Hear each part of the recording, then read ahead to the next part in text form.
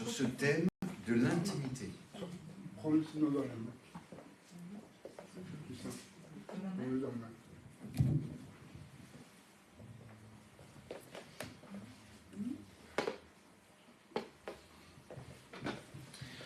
Ce soir, on va continuer sur l'intimité. Je vais prier. Seigneur, merci pour ta grâce. Merci pour l'amour qui continue de couler depuis la croix du Calvaire. Tu n'es plus sur la croix. Tu es assis à la droite du Père, Jésus. Mais la croix demeure une puissance. Et cette puissance, elle continue d'agir jusqu'ici, jusqu'à aujourd'hui. Seigneur, tu libères la puissance de la croix dans les cœurs et sur Internet. Tu libères cette compassion et cet amour que tu as libéré quand tu t'es mis à parler à la croix du Calvaire. Et Seigneur, je veux te rendre toute la gloire. Tu conduis chaque parole, ni plus ni moins, et qu'à toi revienne toute la gloire. Dans le nom de Jésus. Amen. Amen. Vous savez, nous savons que quand Jésus arrive à la croix, il veut sauver le monde. Il veut aussi réconcilier le monde avec son Père. Et c'est parce que Jésus est Dieu, venu en chair, comme le dit Jean 1,14, qu'il peut réconcilier les hommes pécheurs avec un Dieu saint. Adam et Ève étaient séparés de Dieu, éloignés de sa présence après le péché. Ils ont désobéi dans le jardin, ils ont mangé de l'arbre du fruit de la connaissance du bien et du mal, que Dieu leur avait commandé, leur avait interdit à Adam. C'est un commandement. Et depuis, l'homme est séparé de Dieu, il est mort à cause de ses péchés. C'est marqué dans Éphésiens 2, 1. Quand Jésus vient à la croix, il va réconcilier complètement, parfaitement, définitivement les hommes avec Dieu. Si à la seule condition que ces hommes se repentent, abandonnent leur rébellion et croient au sacrifice de Jésus. Jésus, il va prendre, dès qu'il arrive à la croix, il va prendre l'initiative pour la réconciliation. Tout de suite, dès qu'il est commencé à clouer à la croix. Il y a une puissance d'amour, de compassion, une grâce exceptionnelle qui va être libérée au moment de la croix. Il est amené à Golgotha, qui est hors de la ville de Jérusalem. C'est le lieu du rejet. C'est marqué dans Hébreux 13, 12 et 13. Il sera rejeté, méprisé. Il sera nu devant les hommes. Vous savez, il est resté suspendu à la croix pendant 6 heures, de 9 heures du matin jusqu'à 3 heures de l'après-midi. Alors, il y a des dates qui varient. Ça peut être le 3 avril ou le 14, 33. De 9h à midi, il y a eu la lumière, et de midi à 3h, il y a eu les ténèbres. C'est comme si, en fait, Dieu, il disait, vous voyez, mon fils, il est là pour vous, dans la lumière, c'est la croix des hommes. Et après, dans les ténèbres, c'est la croix de Dieu. C'est un moment douloureux, d'une profonde souffrance pour le Fils de Dieu. Parce qu'il va porter les péchés, il va vivre l'enfer. Et il y a trois caractéristiques de l'enfer. C'est les ténèbres, la soif, et enfin la mort. Et à cause que Jésus a vécu ça, ceux qui croient en lui ne le vivront pas. Mais ce qui est intéressant de voir, c'est qu'est-ce qui s'est passé dans la croix des hommes lorsque Jésus était encore visible. On arrive à discerner cet homme suspendu. Vous savez, Jésus, quand il est suspendu, il n'est ni assis, ni debout. C'est comme une bête qui est clouée, accrochée, suspendue. On sait que dans la loi juive, les criminels profonds, ils sont pendus à un bois. Les simples criminels, ils seront lapidés. Mais là, dans le cas de Jésus, il est considéré comme un grand criminel. La honte. Quelle honte pour un homme innocent, sans péché, un agneau, un homme d'une douceur exceptionnelle. Jésus ne va jamais se plaindre. Jamais il va penser à lui-même.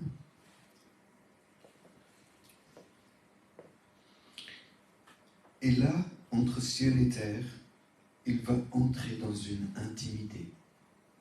L'intimité de la croix. À partir de là, sa première parole, vous savez, quand Jésus utilise la parole, il prend l'épée de la parole et il sépare ce qui est charnel de ce qui est spirituel. Il va séparer le bien du mal. Et il va montrer la direction, là où est la gloire. La première parole, il va aimer ses ennemis. La deuxième parole, il va aimer son prochain, qui est juste à côté de lui, un brigand. La troisième parole, il va aimer sa famille biologique et sa famille spirituelle. Et il va créer la première communion fraternelle selon l'Esprit, l'Église. On va voir en détail ces paroles. Mais je vais vous amener encore plus loin que ça. Parce que Jésus m'a révélé quelque chose qui est présent dans la parole, mais qui n'est pas facilement tout de suite perceptible. Il savait que, à la base, dans le jardin d'Éden, il y a eu un péché qui a amené la haine contre Dieu, l'hostilité permanente de l'homme.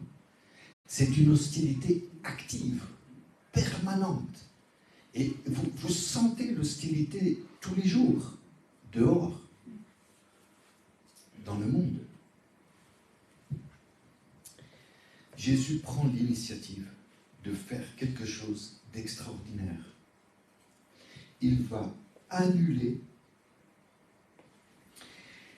les 3 mensonges du diable qui courent dans le monde depuis le début de l'humanité et qui courra jusqu'à la fin. La fausse puissance, la fausse possession et la fausse jouissance qu'il a fait croire en Marie. En Genèse 3:6, lorsque la femme vit que l'arbre était bon à manger, c'était une illusion. Agréable à la vue, c'était une deuxième illusion, et qu'il était précieux pour ouvrir l'intelligence. Et vous allez voir que, en annulant ces illusions, il va établir le royaume des cieux. Un royaume de justice, un royaume de paix et un royaume de joie. Et vous allez voir que ce royaume va commencer au moment où il parle, la première parole. Dès l'instant qu'il va parler, il il commence la réconciliation et il établit la base avant l'expiation, un déversement d'amour. La première parole, elle est dans Luc 23, 34. Il dit, Jésus dit, Père, pardonne-leur, car ils ne savent ce qu'ils font. Il a face à lui une foule qui est très opposée à lui, hostile et violente, méchante, plein de haine. Ils se sont moqués de lui. Les moqueries se sont ajoutées à ses souffrances. Ils se sont moqués du prophète, en Marc 15 au verset 29. Ils se sont moqués du Sauveur au verset 31. Et ils se moquent du roi au verset 32.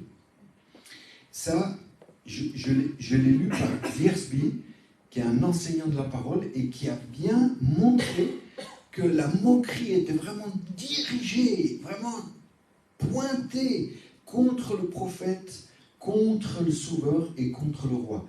Et c'était terrible. Lui, il vivait ça, mais il continuait d'aimer. Et il commence à aimer ses ennemis. Il accomplit ce qu'il avait lui-même enseigné en Luc 6, 28, « Priez pour ceux qui vous maltraitent ». Il n'a que quelques amis, il n'y a que 3 femmes et un homme. 3 maris et Jean. Vous savez, c'est la première fois, quand il donne cette prière, c'est la première fois et la dernière fois qu'il prie en public, ouvertement. Avant, quand Jésus a prié, il n'a jamais demandé. Il a toujours rendu grâce. Il a rendu grâce, par exemple, en Jean 11, au verset 41 et 42, avant la résurrection de Lazare. Pourquoi il a fait cette première prière en public? Jésus était un homme d'une grande pudeur, d'une immense pudeur. Il a fait cette prière pour que chaque homme, chaque femme de cette terre se rappelle, se souvienne, réfléchisse, médite et enregistre dans leur cœur que lui avait pardonné et qui demandait à son Père, pardonne-leur. Pour que le pardon soit complet, il fallait le pardon de son Père. Et quand, à quel instant, il va vivre et il va savoir que le Père pardonne, c'est quand un des brigands commence à être travaillé dans son cœur et à se rendre compte que c'était justice qu'elle soit là. Et là, le pardon commence à agir. Le Saint-Esprit travaille le cœur de cet homme. Il avait déjà dans sa vie, dans Luc 20, au verset 15, dans la parabole des vignerons, il avait dit qu'ils allaient le tuer. Donc il savait, il était préparé. Et à Gethsémane, il a rendu toute sa volonté au Père. Non pas ma volonté, mais la tienne. Il était prêt. Mais il demande à son Père, « Père, ils ne savent pas ce qu'ils font. Ils ne savent ni qui il est, ni ce qu'ils font. » Le faire, c'est le crucifier et le tuer, ni les conséquences de le tuer. Ils ne savent pas qu'il y aura un jugement qui va venir.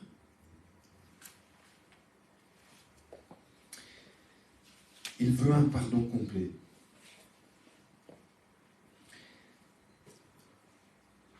Quand ce pardon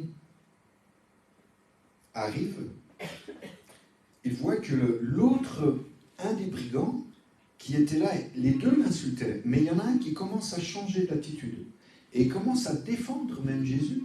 Il dit, c'est justice qu'on soit là. Il évangélise son copain en disant, T'as pas peur de te retrouver devant le juge suprême? Dans peu de temps, tu vas te retrouver devant le juge.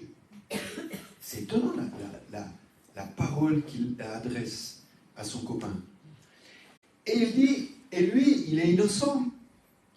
Il va défendre Jésus. Il est le seul dans la journée de la crucifixion à défendre Jésus. Personne ne l'a défendu avant. Sauf cet homme. C'est incroyable quand même. Vous voyez?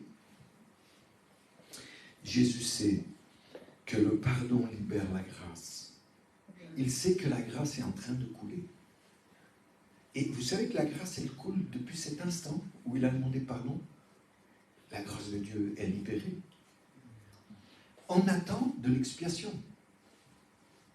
Mais déjà, il y a une force intérieure en lui qui est libérée pour ses ennemis.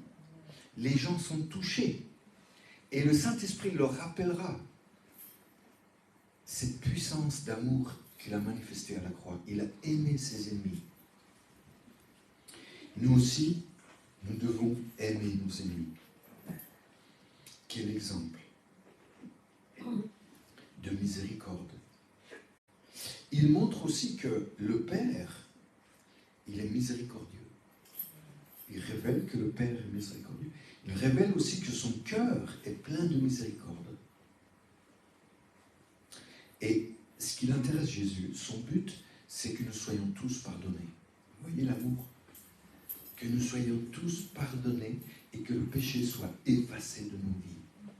Il sait que son sang, vous savez, le sang de Jésus, c'est la seule chose sur la terre et dans les cieux qui enlève même de la mémoire de son Père de se souvenir de vos fautes et de mes fautes.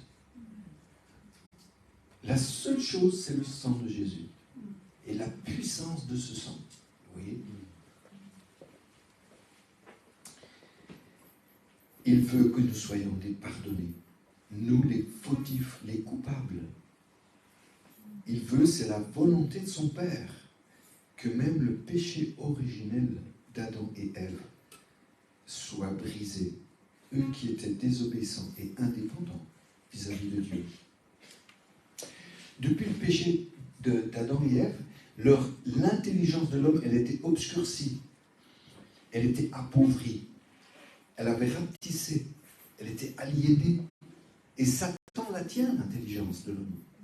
Croyez-moi, Satan tient cette intelligence par plein de mensonges et par une fausse connaissance du bien et du mal même.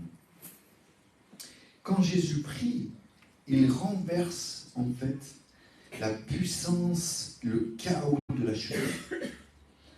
Ce qui était bon à manger, agréable à la vue et précieux pour ouvrir l'intelligence, la première parole commence à annuler la troisième illusion qui était suggérée.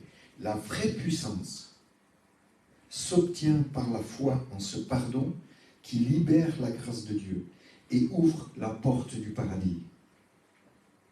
Il y a là la justice parfaite du royaume qui est révélée à la croix. De plus, la fausse puissance a fait tomber Adam et Ève dans l'orgueil. Et il va falloir que le humble de tous les humbles, Jésus-Christ, engloutisse tout cela dans le pardon complet de son Père. Vous voyez comme c'est puissant? Il y a comme une... Il engloutit le mensonge. Il engloutit l'illusion au travers de son amour. Et c'est très fort, parce que ça continue. Il y a une puissance là qui est en action. Et même sur Internet, il y a des gens qui regardent et qui sont touchés par cette puissance. Parce que l'amour, c'est la plus grande force de Dieu. Dieu est amour. Et cette force, elle va briser n'importe quelle chaîne, n'importe quel orgueil, n'importe quelle dureté de cœur. C'est l'amour qui, moi-même, m'a fait ouvrir mon cœur. Nous devons aussi faire la même chose, aimer se donner. L'amour, c'est quelque chose qui est énormément combattu par l'ennemi. Il ne supporte pas l'amour. Il ne connaît pas l'amour, mais il sait que l'amour est une arme efficace. Parce que l'amour de Dieu libère la puissance. La foi libère la puissance. L'intimité libère la puissance. La compassion libère la puissance. L'onction collective, l'unité collective libère la puissance. Mais surtout, mes amis, le nom de Jésus et le sang de Jésus libèrent la puissance. Vous voyez?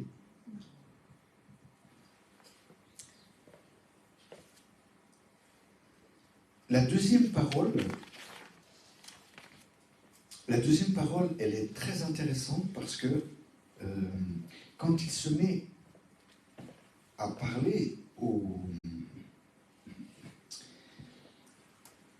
il va se mettre à parler à ce brigand qui lui pose une question.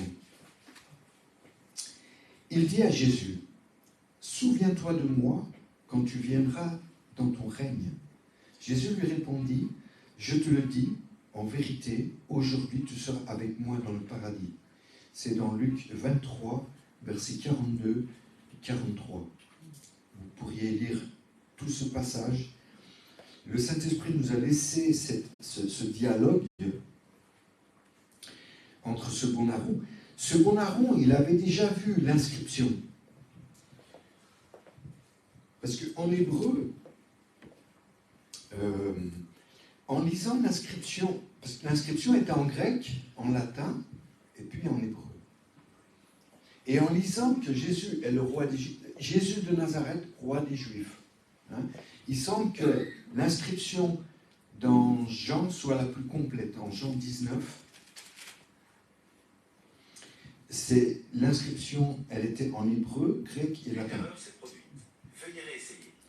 L'hébreu, c'est la langue des Juifs, des religieux. Le grec, c'est la langue commerciale que les Juifs connaissaient bien. Et le latin, c'était la langue des nobles, des Romains et des Juifs instruits. L'inscription est marquée, c'est Jésus de Nazareth, roi des Juifs. Jean 19, 19. J'aurais beaucoup de choses à dire sur cette inscription, mais l'heure tourne. Parce qu'en fait, l'abréviation de Yeshua, très certainement, c'était écrit soit Yeshua Anosri Vumalar Ayehudim, et on retrouve les 4 lettres du tétragramme. Ce qui fait que les Juifs étaient horrifiés de voir que sur l'inscription, il y avait le nom de Dieu, le nom du tétragramme. Mais vous savez que, je fais une petite parenthèse, cette bannière représente exactement la révélation du tétragramme. Il y a le Père, parce que la croix coupe en deux le nom. Et quand le nom est coupé, vous avez la signification du nom. Le Père, le Fils et le Saint-Esprit. Le Saint-Esprit, c'est les 2 H. Vous voyez ? C'est comme les 2 poumons de Dieu. C'est ce qui permet le souffle et c'est ce qui huile la vie, nos vies. Nous sommes huilés. Nous sommes des huilés. Oui. C'est extraordinaire. Et donc, cet homme, il a vu. Et il est aussi inspiré parce que, à un moment donné, dans la moquerie, ils lui ont dit, cet homme, toi qui as sauvé les autres, sauve-toi toi-même. Et lui, quand il a entendu ça, il a sauvé les gens. Il peut sauver le roi d'Israël. Et il lui dit, quand tu viendras dans ton règne, rappelle-toi de moi. Et qu'est-ce qu'il fait Jésus? Il lui répond, je te le dis, en vérité, aujourd'hui tu seras avec moi dans le paradis. Il lui donne l'assurance qu'il entrera au paradis. Il répond à la prière et il lui donne la promesse d'un roi. Ce n'est pas la promesse d'un homme, c'est la promesse d'un roi. Chaque juif savait que s'il partait, s'il mourait, il allait dans le sein d'Abraham. Et c'était un lieu transitoire, afin d'atteindre le paradis, mais c'est Jésus qui amène au paradis. Et il a amené le premier, le brigand, avec tous les juifs qui attendaient de l'ancienne alliance. C'est extraordinaire. Moi, je pense d'ailleurs que le mauvais larron, il est parti en enfer avec Jésus. Quand Jésus est descendu en enfer, il a amené son âme en enfer. Et il est rentré le premier en enfer, le premier homme. Mais ce qui est intéressant de voir, c'est que cet homme, il va mourir dans la grâce, alors que l'autre, il va mourir dans la loi. La grâce le sauve. Désormais, par la croix et la résurrection, il n'y a plus d'attente. L'entrée est rapide. Et vous vous rendez compte, ce brigand, il est apaisé dans son cœur. Tout le temps des souffrances jusqu'à sa mort finale, qui allait venir dans les heures qui allaient suivre, il était apaisé, il était dans le repos. Oui, j'imagine cet homme vraiment libéré de tout un fardeau de la vie.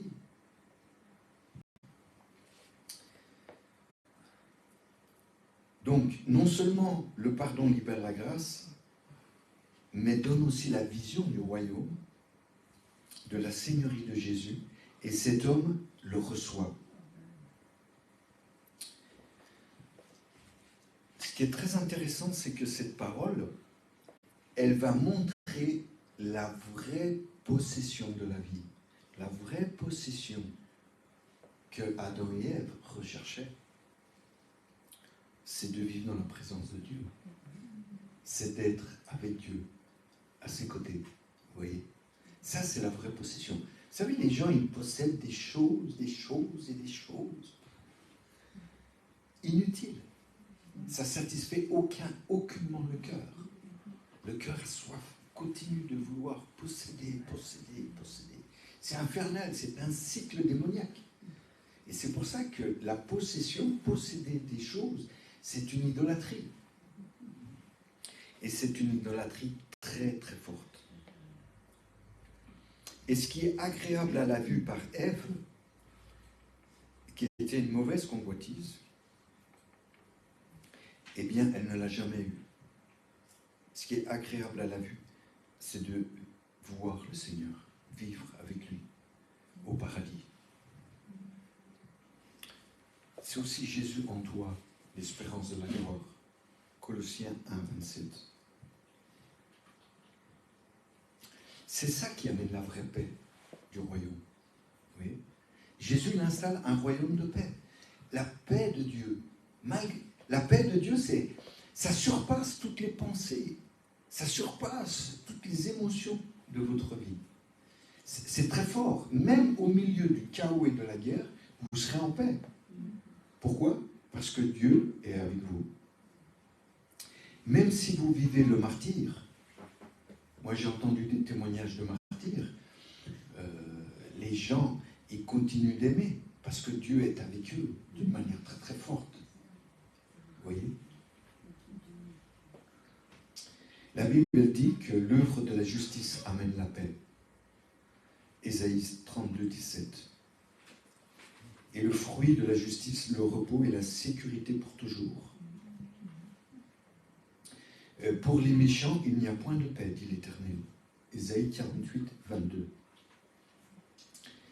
Et dans Psaume 85, au verset 11, seulement en Christ, cette parole peut s'accomplir. La justice et la paix s'embrassent. La justice et la paix s'embrassent. Amen. Voilà ce qui est agréable. Non à la vue, mais à la foi qui croit Jésus. Moi, je t'encourage de persévérer dans les promesses du Seigneur. Je t'encourage de ne jamais abandonner le Seigneur. La troisième parole, elle est dans Jean 19, au verset 26. là, seul, pendu, il voit sa mère. Il va dire, Jésus voyant sa mère et auprès d'elle le disciple qu'il aimait, dit à sa mère, femme, voilà ton fils. Puis il dit au disciple, voilà ta mère.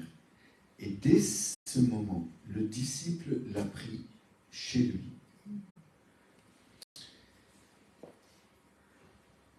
Jésus, il est dépossédé de tout. Il n'a plus d'habits et il va bientôt mourir. Et il va prendre des dispositions pour l'avenir de sa mère. C'est incroyable. Il va aimer sa mère et aimer Jean. Et il va créer entre eux un lien puissant.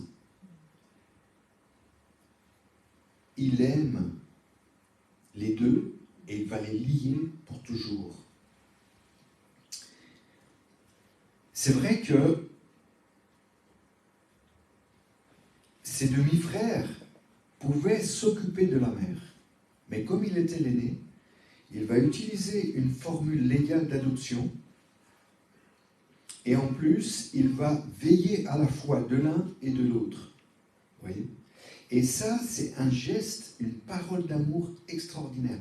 La vraie communion fraternelle, dans un amour fraternel, propre à la foi chrétienne, commence là, en cet instant. C'est comme si Jésus va aimer sa famille, mais une nouvelle famille. Une famille recomposée. Vous voyez ? On parle beaucoup de familles recomposées.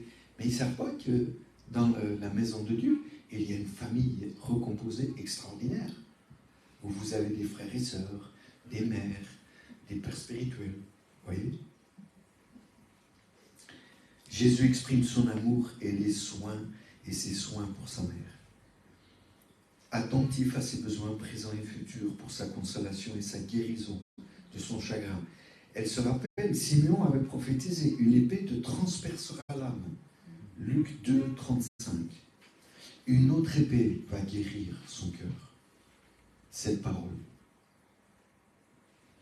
Jésus confie cette mission délicate à une personne de confiance, un intime. Jean était un intime. Demain matin, je parlerai de l'intimité de cet homme, Jean, et qui avait l'habitude de poser sa tête sur la poitrine de Jésus. Il écoutait le cœur battre du Seigneur.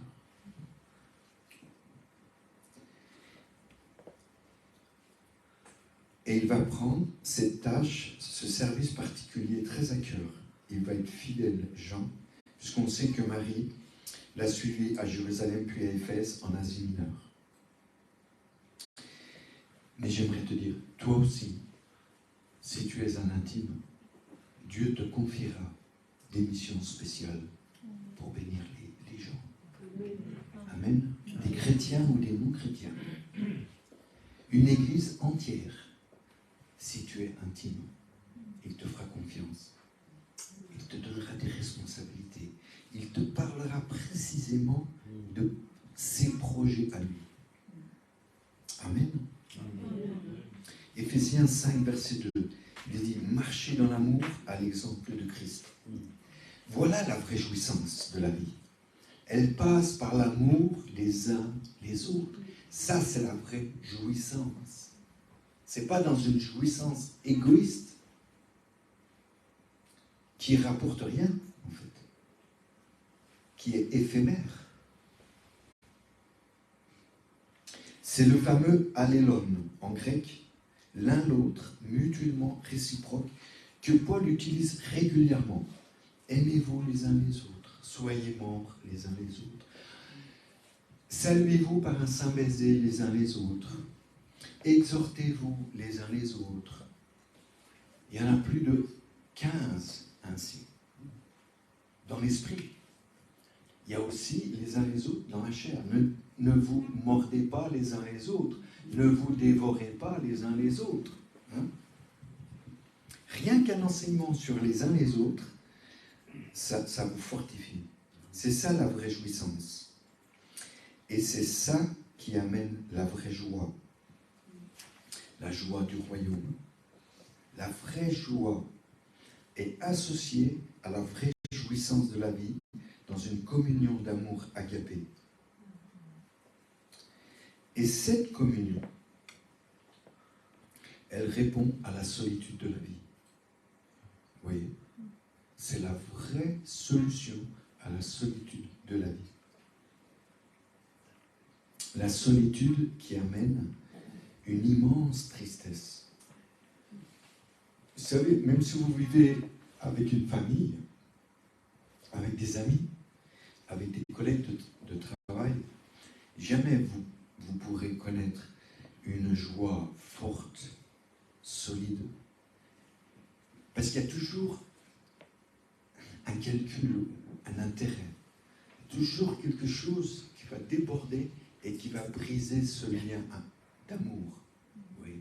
C'est fragile. Alors que en Christ, c'est beaucoup plus solide.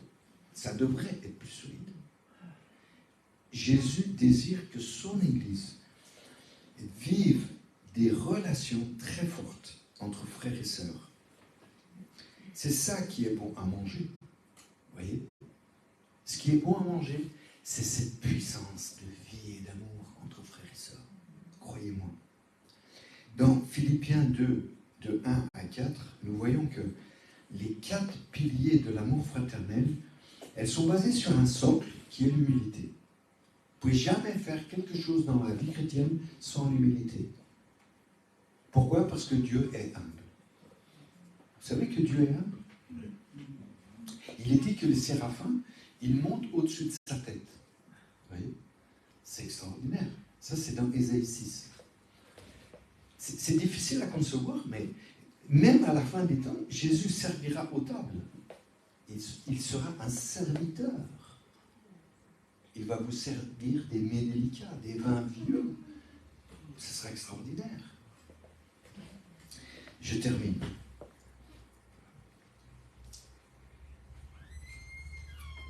Mais malgré tout, dans ces relations dans la famille, il y a une tristesse qui va apparaître. Eh bien, le Seigneur, lui, dans les 4 piliers de l'amour fraternel, il va bâtir son Église. C'est l'amour, la fidélité, la loyauté et la solidarité. Eh bien, ces relations étaient entre Jean et Marie et Jean. L'Église est et restera un centre d'adoption toujours très familial. Ça, c'est l'esprit de l'Église. Oui. Et un pasteur, un berger, comme un père, avec son épouse, comme une mère, elle sait entretenir cette atmosphère d'adoption familiale chaleureux, où il y a vraiment un bien-être, on se sent bien dans la maison de Dieu. Vous comprenez ? Voilà. Ce qui est intéressant aussi de voir, c'est que lorsque Jésus donne ces 3 paroles, il sait qu'il est bientôt midi et que les ténèbres vont venir. Et là, les ténèbres, c'est la croix de Dieu. C'est-à-dire, c'est une affaire entre lui et son Fils. Il sait que les ténèbres, la puissance des ténèbres du mal vont venir sur lui. Parce que la Bible, elle dit que, et ça, il faut corriger, la seconde traduit très très mal. Dans Jean 12, il est dit, au verset 32, « Et moi, quand j'aurai été élevé de la terre, j'attirerai tous à moi. » C'est jamais marqué dans le grec original, tous les hommes. Jamais. C'est le Père qui attire les hommes vers Jésus. Mais là, dans ce texte, qu'est-ce qu'il a attiré à lui ? Il a attiré tous les jugements de Dieu. Il a attiré tous les châtiments à cause de notre péché. Et tout ça, c'est venu sur lui durant 3 heures où il était abandonné de Dieu, où il était le sacrifice parfait. Je vais m'arrêter là. Dans ces ténèbres, il y a eu votre expiation, votre salut. Et c'est pour ça qu'il a crié, tout est accompli. Ce cri de victoire a été un cri qui résonne encore aujourd'hui. Tout est accompli. Tout ce que tu as besoin pour ton salut, le pardon de tes péchés, la guérison de tes maladies, toutes tes délivrances, elles sont là à la croix dans le tout accompli du Seigneur. Tout est déjà codé, encodé. Tout est là dans cette parole. Tout est accompli. Moi, je t'encourage à donner toute ta vie au Seigneur et à persévérer pour que tout ce qu'il a pour toi, ça te soit donné. Parce que la puissance de son amour, il est là. Et ça coule, ça continue de couler et de convaincre des gens. Le Saint-Esprit se sert de cet amour pour amener les gens convaincus de péché, de justice et de jugement. Et moi, j'en ai fait l'expérience, vous en avez fait l'expérience. C'est une puissance de vie extraordinaire, cette grâce que le Seigneur a libérée à la croix du Calvaire. Merci Seigneur, je vais prier. Dans Romains 12, 2, je termine avec ça. Paul a pressenti l'engloutissement du péché original.